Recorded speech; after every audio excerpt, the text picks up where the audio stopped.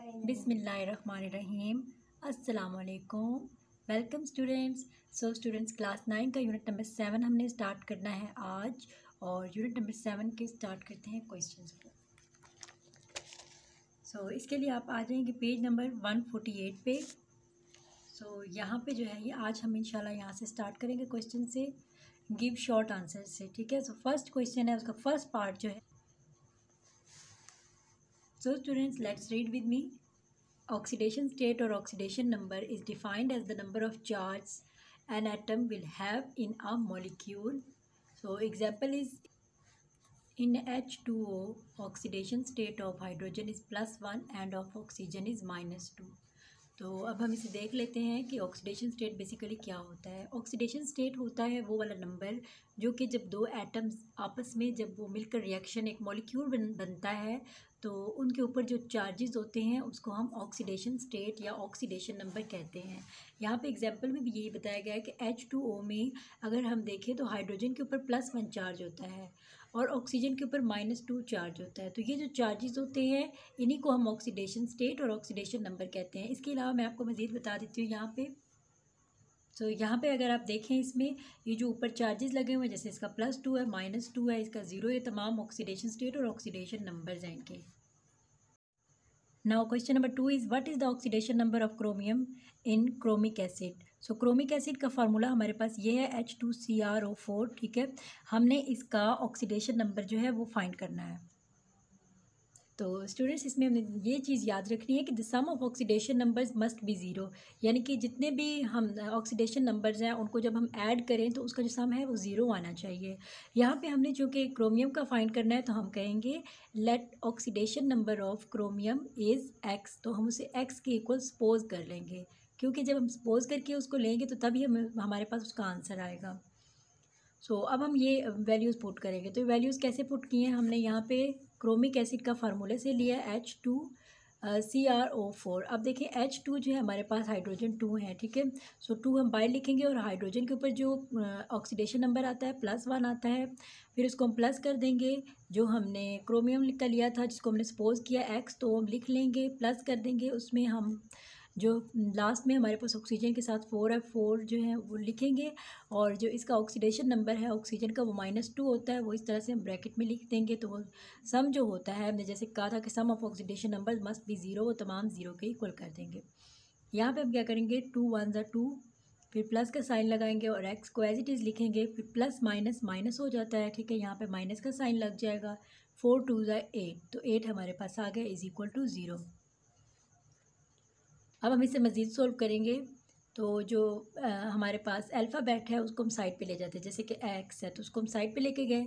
अब ये 2 और 8 है। ठीक है, यहाँ पे कोई साइन नहीं, इसका मतलब है प्लस, तो प्लस माइनस माइनस हो जाता है। 8 में से 2 को माइनस के 6 आया, तो 6 लिखेंगे, और बड़ी वैल्यू के साथ माइनस था तो माइनस लिखेंगे। x - 6 is equal to 0। अब हम क्या करेंगे, x को हम साइड पे रहने देंगे और 0 को ख़त्म करना है, तो -6 को उस साइड पे लेके जाना है। तो उस साइड पे जब जाएगा तो ये +6 हो जाएगा। The oxidation number of chromium is in chromic acid is +6। तो इसका आंसर ये हमारे पास आ जाएगा। Now students, part number 3 is identify reducing agent in the following reaction. हमें जो रिएक्शन दिया गया है हमने इसमें से बताना है कि कौन सा जो है वो रिड्यूसिंग एजेंट है। ठीक है, यहाँ पे हमें जो दिया गया है कॉपर, ऑक्सीजन, हाइड्रोजन, यानी कि तमाम है, इसका आपने रिड्यूसिंग एजेंट बताना है। तो स्टूडेंट्स, इसका रिड्यूसिंग एजेंट बताने के लिए सबसे पहले हमें इसके ऊपर ऑक्सीडेशन नंबर जो है वो लगाने होते हैं। ऑक्सीडेशन नंबर कह लें या ऑक्सीडेशन स्टेट कह लें, वो हमने ऊपर लगाना होता है, तभी हम इसको सोल्व कर सकते हैं। सबसे पहले हम क्या कहेंगे, assign oxidation numbers to each atom, हर एटम के ऊपर लगा लेंगे। यहाँ पे अगर हम देखें तो ऑक्सीजन का हमारे पास -2 होता है। ठीक है, ये हम खुद से नहीं कह रहे, ये चीज़ फिक्स है ये कि -2 होता है, तो इसके साथ जो वैल्यू होगी उसके ऊपर +2 लगा देंगे। और हाइड्रोजन चूँकि एलिमेंट्री फॉर्म में है इसलिए इसके ऊपर 0 जो है ऑक्सीडेशन नंबर आएगा। यहाँ पे अब हाइड्रोजन की देखें, हाइड्रोजन हमारे पास हाइड्रोजन का ऑक्सीडेशन नंबर 1 होता है, तो +1 हम लिखेंगे, और ये 2 हमने इसलिए लिखा क्योंकि साथ इसके 2 लिखा हुआ है, 2 मॉलिक्यूल्स हैं। ऑक्सीजन जो है इसका -2 होता है, और फिर जो ये एलिमेंट्री एटम है इसलिए इसका ऑक्सीडेशन नंबर 0 होगा। अब हम देख लेते हैं कि कौन सा इसमें से रिड्यूसिंग एजेंट है। अगर हम इसमें से देखें, ऑक्सीडेशन नंबर जो है वो कॉपर का वो डिक्रीज़ हुआ है। +2 था, +2 से कहाँ चला गया है, 0 पे चला गया है। इसको हम कहेंगे कि यहाँ पे रिडक्शन हुई है। जबकि अगर हम हाइड्रोजन पे देखें तो हाइड्रोजन का जो था ऑक्सीडेशन नंबर 0 से +1 की तरफ गया है, तो यहाँ पे ऑक्सीडेशन हुई है। तो इस तरह हम इस रिएक्शन में कहेंगे कि CuO जो है वो ऑक्सीडाइजिंग एजेंट है, क्योंकि ये ऑक्सीडाइज हो रहा है। और H2 जो है वो रिड्यूसिंग एजेंट है। सिंपल हम कहेंगे कि H2 इज़ रिड्यूसिंग एजेंट, लेकिन हमने ये सारा इसका आंसर लिखना है। Now part number 4 is right chemical reactions that occur in Nelson cells. आपने नेल्सन सेल में जितने भी रिएक्शंस होते हैं, केमिकल रिएक्शंस, वो आपने लिखने हैं। यहाँ पे अगर हम देखें, एनोड पे ऑक्सीडेशन हो रही है। जो क्लोरीन जो है वो ऑक्सीडाइज हो रहा है, और यहाँ पे क्लोरीन +2 इलेक्ट्रॉन्स जो हैं क्रिएट हो रहे हैं। एंड कैथोड पे रिडक्शन हो रही है, यानी कि जो वाटर के मॉलिक्यूल्स हैं और 2 जो इलेक्ट्रॉन्स हैं नेगेटिव चार्ज में, ये तमाम रिडक्शन कर रहे हैं। रिडक्शन करके H2+2OH- जो है वो ये बना देते हैं।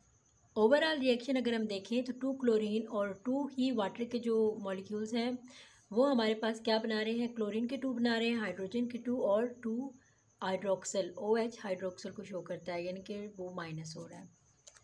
यहाँ पे हम इसका आंसर लिखेंगे कि सॉल्यूशन जो है जिसमें सोडियम है और हाइड्रोक्सल आयंस हैं, ठीक है। एवापोरेशन जो होती है वाटर की सॉल्यूशन में, तो वो क्या करती है, प्योर सॉलिड बनाती है सोडियम हाइड्रोक्साइड का, सोडियम हाइड्रोक्साइड का।